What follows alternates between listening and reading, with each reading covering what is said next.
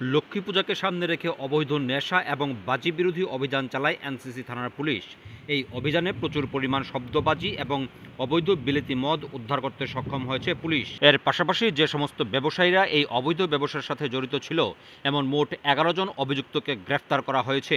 সোমবার দুপুর আনুমানিক 12টা নাগাদ এনসিসি থানাতে সাংবাদিকদের মুখোমুখি হয়ে গোটা ঘটনা বিস্তারিত জানিয়েছেন এনসিসি থানার ওসি প্রাজিত মালাকার। এদিন তিনি জানান, জিবির বাজার, নন্দনগর, বরজলা সহ বিভিন্ন এলাকার বাজারগুলোতে এই অভিযান চালানো হয়। মূলত লক্ষ্মী পূজার দিনগুলো যাতে শান্তিপূর্ণভাবে অতিবাহিত হয় সেই বিষয়কে মাথায় রেখেই এনসিসি থানার পুলিশ এদিন স্পেশাল ড্রাইভ দিয়েছিল বলে জানিয়েছেন ওসি প্রাজিত মালাকার।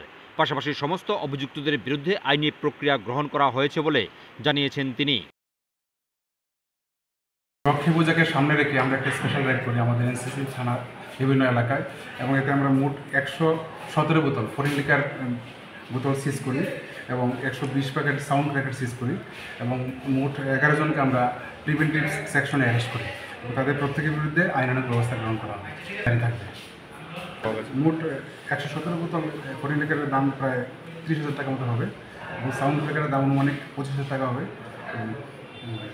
বরজলা, জিবি বাজার, নন্দনগর এলাকা থেকে সিজ করা হয়।